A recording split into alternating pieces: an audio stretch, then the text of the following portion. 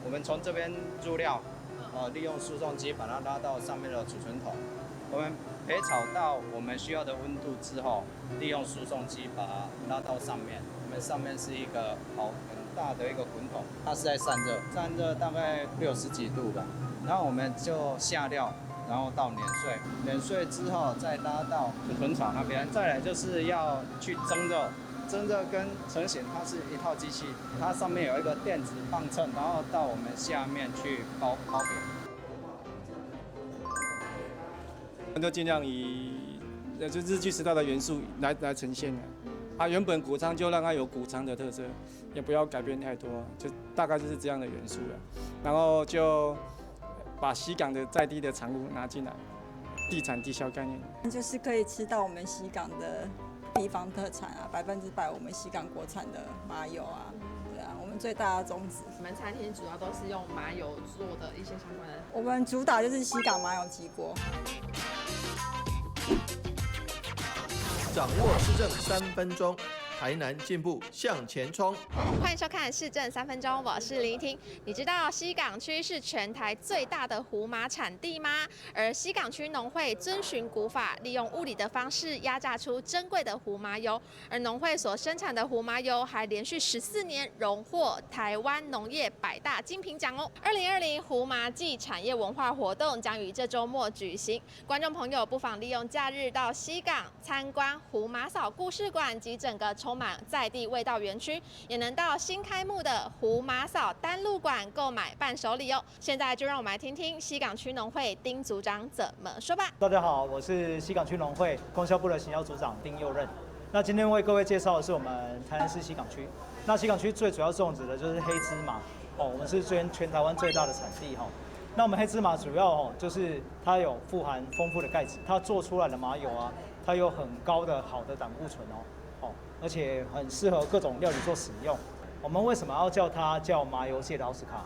据我们所知哦，每一年农委会都会从全台湾300多家农渔会里面挑选出200样商品来做我们全台湾的农渔业的100大精品。那我们这个芝麻油啊，已经连续14年入选哦，所以我们才把它称作麻油界的奥斯卡。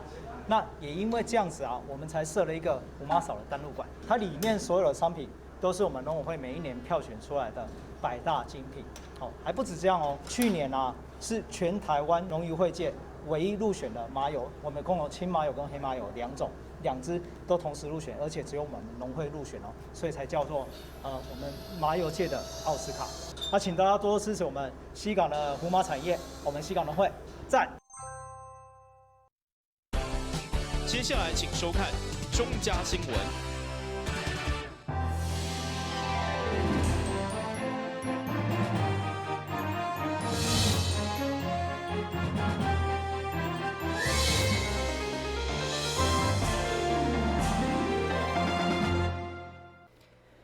你好，我是顾家，欢迎收看中嘉台南电影新闻。今日有什么重要的消息？透过整理报道，做会了解。宜兰陈树坪的集训台顶，今年放2部大变形状的填充物，甚至吹笼内面阁有1部黏黏的大便点心。其实宜兰陈树坪摆这道具心情是相当震荡，伊认为市长拄咧食胖胖的肉色饭宣传。结果，伊只是因为建议新的都市总管爱规划公车停靠，却被高雄局的职员上网爱伊食屎，根本是无法无天。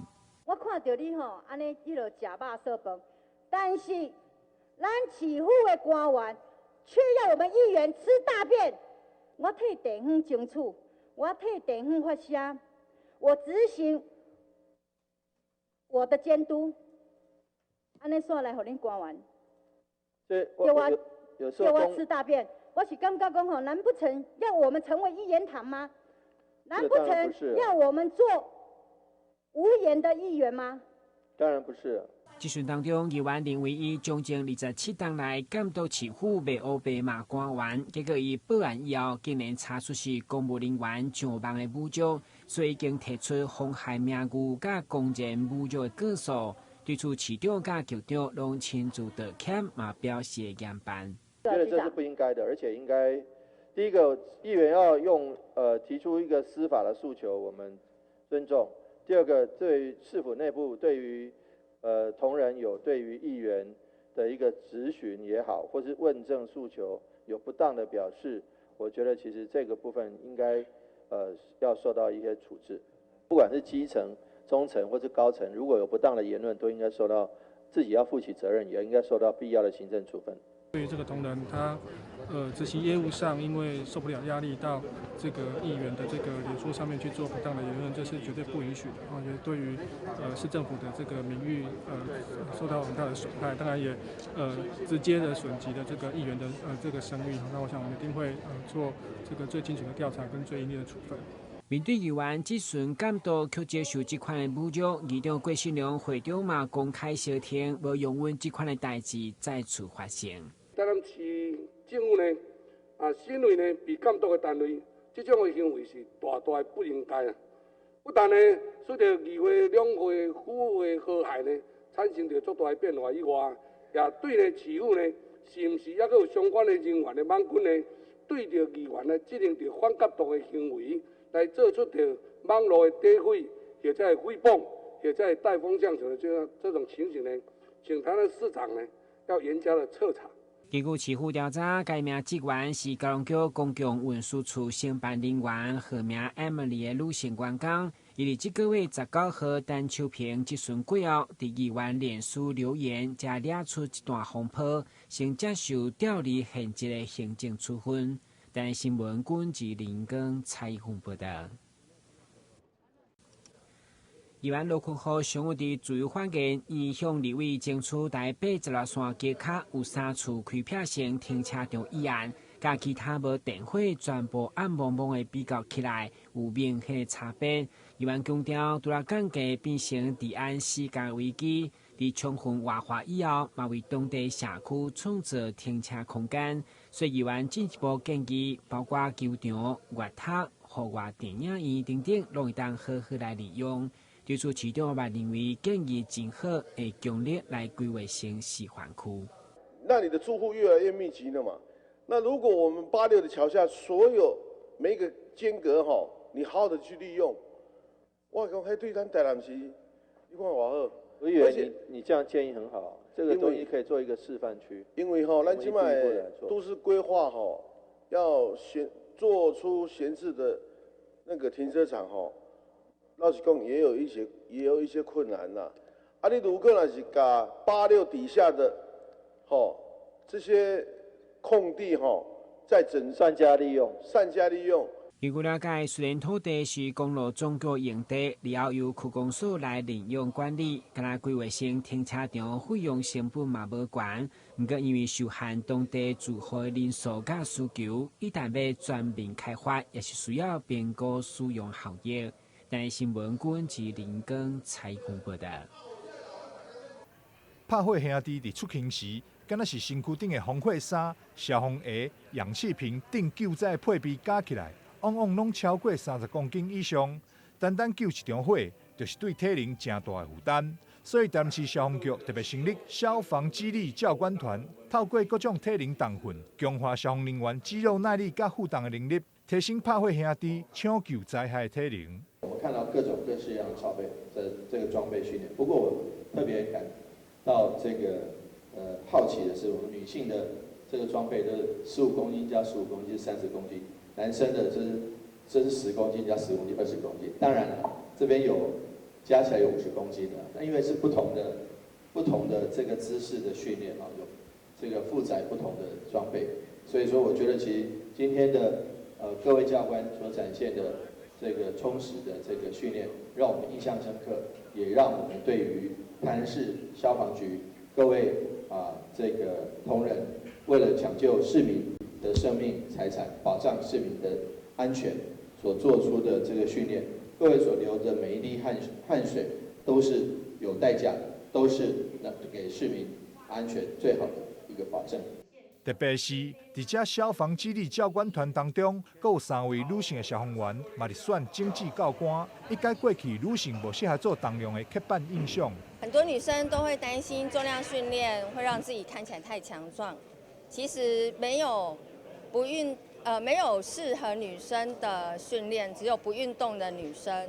那女生就是做好训练，会帮助生活起居。然后像我们消防员，就是非常应该要训练自己的身体的肌肉，在我们的工作上会有很大的帮助。在外勤工作啊，其实我们没有分男女，所以说我们训练起来。如果说我们有分男女去训练的话，就是可能会达不到效果，然后影响到我们的工作。所以我觉得我们女生的消防员在这一块在天生上就已经吃亏了，所以要透过后天的训练，就是在加强我们，才有办法胜任工作。台南市自今年起到111年，会分批购置肌力体能训练器材，包含全框式、卧推椅、杠铃等。目标是让各消防分队上少要有一组肌力训练器材通使用，并搭配周期性的训练课程，希望会当提升消防人员的体能。台南新闻张硕维采访报道。23号下午，会使看到有真侪位穿着同款制服的民众，拢聚集伫市府2楼的广场。因拢是即届要代表台南市参加全国新生障碍运动会296位选手。即届的比赛将要伫27号伫台东登场。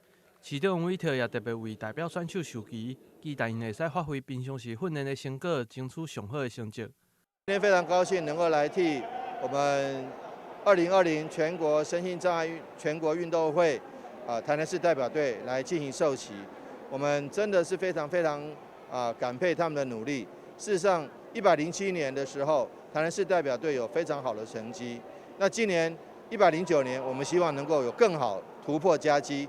我们希望说这个成绩能够让这个台南市民引以为荣、引以为傲。我们也愿意在奖金方面来多替学生来加码，多替选手来加码，能够让他们得到实质的奖牌之外，也能够得到实质的鼓励。我们也希望说这个部分我们努力来做，也希望说台南市的身心障碍运动会的选手，台南市代表队能够缔创佳绩。会中也会使看到真侪位选手拢已经挂着奖牌，因拢是保龄球项目的选手，因为赛程的关系，已经先将好的成绩早转来台南，甲市民做伙分享。市长也期待选手即届会使突破去年的成绩，同时市府也会努力提悬选手的奖金，并推动友善的运动环境。台南新闻郭博义采访报道。台南市家庭教育中心为了推动家庭教育，甲强化社会安全网升级教育智能，甲台湾阿德勒心理协会在月2日伫永康复兴国小共同办理家庭真爱新发现闯关活动。活动同工60名亲子家庭透过各种趣味的游戏，让亲子学习沟通、倾听、合作伫家庭当中的重要性。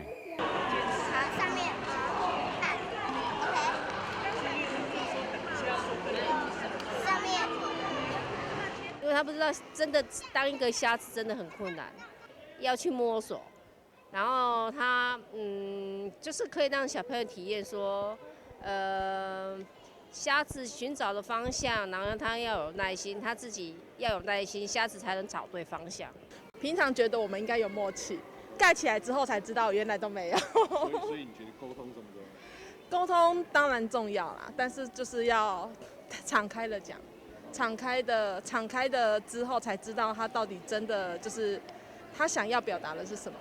我们这个活动呢，基本上我们是用很开心的方式、游玩的方式，让家人在这个经由游戏的过程当中，第一个先去谈沟通，那第二个呢，让2个人角色对调，像我们今天这个蒙眼拼图的部分，让父母亲呢变成是平常是一个指挥的人，现在变成是一个被指挥者，然后这个被指挥的过程当中，他去体会，平常孩子一直被他指挥的那个心情，那孩子如果也可以体会到说，那做一个指挥的人其实也不是那么容易，好，所以其实指挥跟被指挥的那个角色都不是那么容易做的。那以后回去到家里面的时候，他们有没有可以更好的沟通模式？大部分的个人因为欠缺将爱讲出口的习惯，所以家庭教育中心希望透过这款的活动，鼓励民众爱勇敢将对家人的爱分享出去。我们发觉我们的国人好像都比较没有办法去表现对对方的爱。好，那我们就希望透过今天一个活动，好，让我们家人之间都能够把这种幸福、这种爱能够分享出去，然后也能够跟家人。记得要跟家人说那个我爱你哈，我觉得这个是很重要的。好，那也希望透过这样的活动哈，让我们家人彼此之间的感情能够更加增进。好，然后整个家庭的氛围是非常温馨、和乐、健康的。家庭教育中心张炳英主任表示，因应去年家庭教育法修法，提供优先接受家庭教育服务方案。为了追求家庭的共好，家长会当透过参加团体学习教育心智、甲演练教育技巧，伫团体支持甲成长，会当减少孤军奋战的孤独感，并伫咧团体活动过程当中，互家长甲囡仔拢会当得到平等想要表达想法的机会，共同踏上爱甲勇气的成长之路。台南新闻张硕维采访报道。让我们和旅行达人面对面，聆听他的所见所闻，同时选择一本好书，陪伴每一趟精彩的旅程。就让我们跟着旅行达人的脚步，一起走入阅读森林吧！敬请锁定每晚8点半第3公用频道。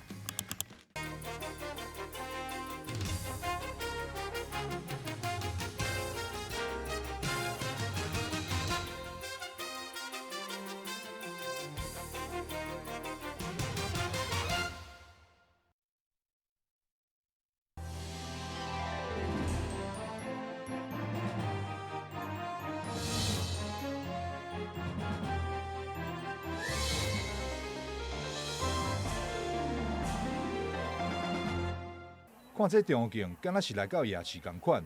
不过，这其实是劳动部分嘉南分署所举办的积分成果展。分署运用创意，首度将成果展选伫咧暗时举办，而且将地点选定伫咧花园夜市边啊，希望借由庞大细夜车轮雕，将积分成果推广给更加侪社会大众知影。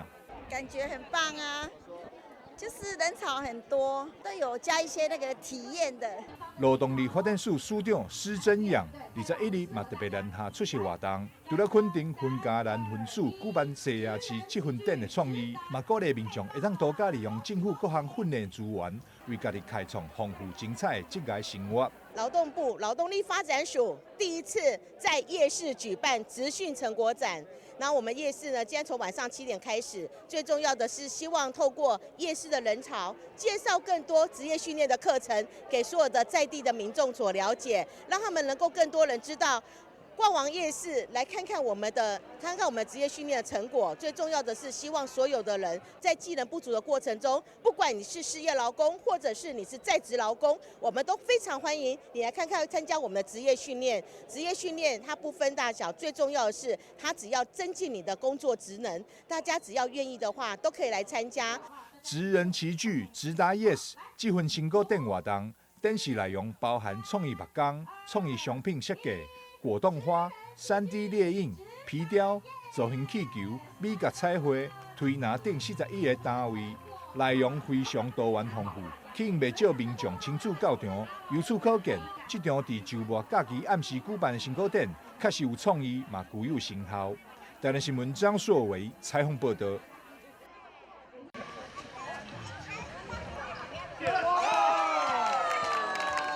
台南市东区小东里为了鼓励里民多多运动，增强抵抗力，特别甲立法委员王定宇合作办理篮球斗牛赛、甲亲子投篮比赛，吸引真侪里民参加。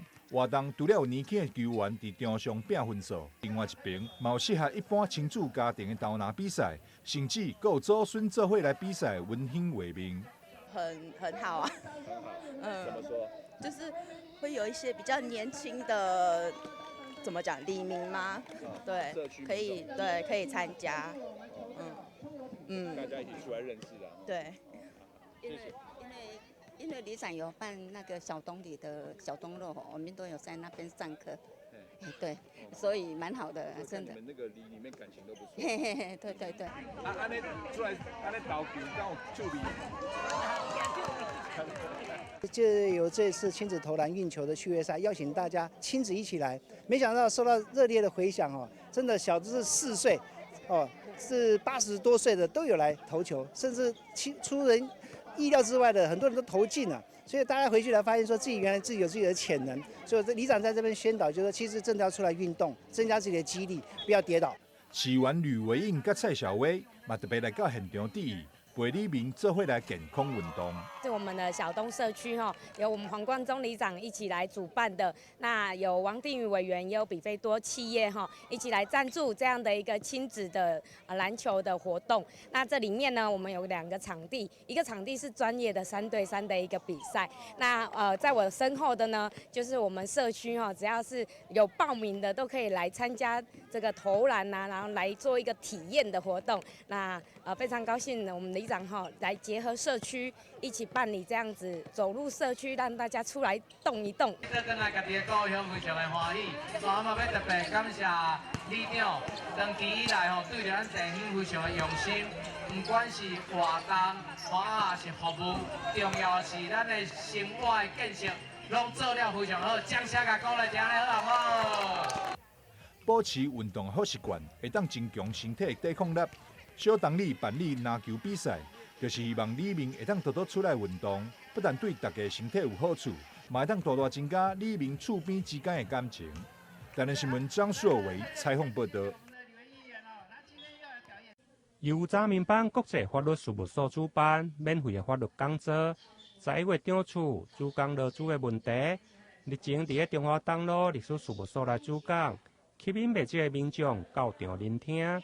主办单位事务所表示，办理法律讲座主要是要教导民众知影法律，用法律来保护家己家厝内面的人。用你在这边学到的法律知识来保护自己、保护家人还有保护你的财产跟你事业，保护你的一切，好不好啊？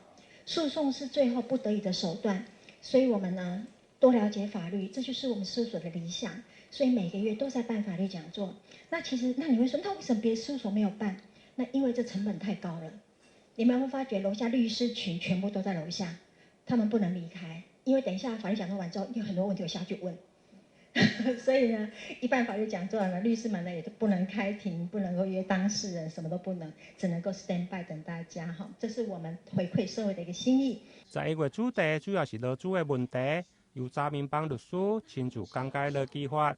对民众甲劳资双方有啥物款的保障，甲法律的限制，尤其劳基法的条文讲济无济，讲少嘛无少。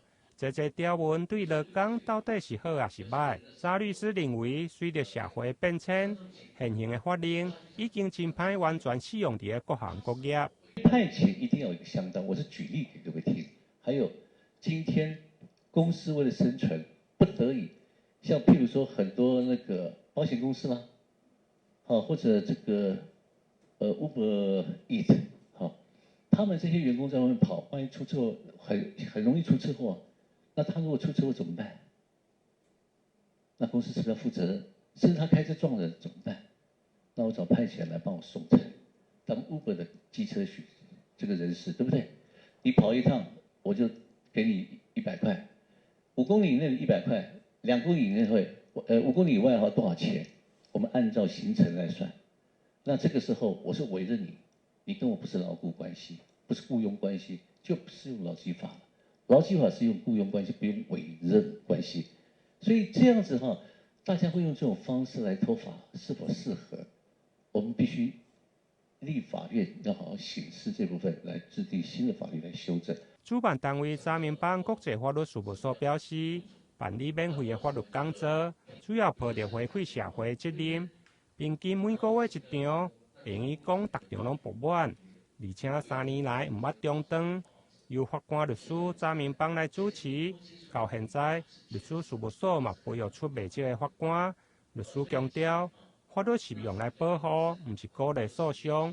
通常会行到诉讼，拢是最后不得已的手段。台南新闻林根采访报道。